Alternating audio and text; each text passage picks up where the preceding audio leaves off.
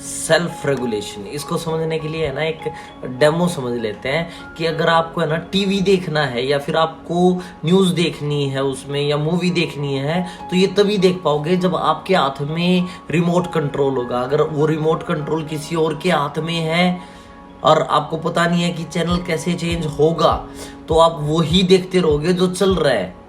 Means आप regulate नहीं कर पाओगे उसे, मीन्स आप सिचुएशन को कंट्रोल नहीं कर पाओगे, अपने एक्शंस को कंट्रोल नहीं कर पाओगे।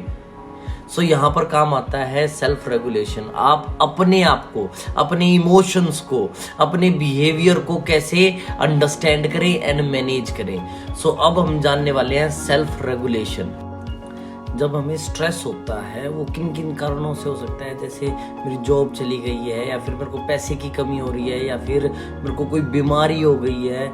सो जब ये बहुत सारी या फिर मेरा कोई अजीज एक्सपायर हो गया या मुझसे दूर चला गया है। सो ऐसी सिचुएशंस में दो चीज़ें होती हैं। कुछ चीज़ें ऐसी होती हैं जो मैं कंट्रोल कर सकता हूँ, जो मेरे हाथ में है, एंड कुछ चीज़ें ऐसी होती हैं जो मेरे कंट्रोल में ही नहीं है। तो मैं क्यों ऐसी चीज़ों पे ध्यान दूं जो मेरे कंट्रोल में ही नहीं है। मोस्टली लोग क्या करते हैं, मोस्ट ऑफ द टाइम वो उन चीज़ों पे फोकस करते हैं जो उनके कंट्रोल में ही नहीं है, इसलिए वो अपने आप को सेल्फ रेगुलेट नहीं कर पाते। सिंपली आपने क्या करना है, आपने उन चीज़ों पर फोकस करना है जिनको आप कंट्रोल कर सकते हो। यहाँ पर दूसरी चीज़ आती है फीलिंग डाउन। कई टाइम ऐसा आता है जब हम बोर हो रहे होते हैं, हमें अच्छा नहीं लग रहा होता है, हम थोड़ा डाउन फील कर रहे होते हैं। उस टाइम पर है ना आप उन चीज़ों पर फोकस करो जो आपको अच्छा फीलिंग देंगी, आपको है ना खुशी देंगी, आपके चेहरे पे स्माइल लेकर आएंगी, जहाँ पर आपके एरिया ऑफ इंटरेस्ट होगा। बस उन चीज़ों पर फोकस कीजिए।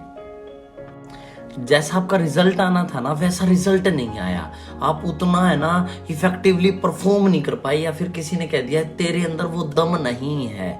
सो ऐसी सिचुएशंस जहां पर आप अच्छा परफॉर्म करना चाह रहे थे लेकिन परफॉर्म नहीं हो पाया, तो ऐसी सिचुएशंस में अपने आप को सेल्फ रेगुलेट कैसे करें। यहाँ पर काम है जस्ट अपने आप को रिमाइंड कराइए अपनी स्ट्रेंथ्स का कि क्या क्या आपके अंदर खूबी हैं, एंड उनके ऊपर काम करने के लिए ना जो छोटे छोटे स्टेप्स है ना वो लीजिए। डेली जो स्टेप्स है हो सकते हैं ना इम्प्रूवमेंट के, वो लीजिए एंड आप रिजल्ट देख पाएंगे।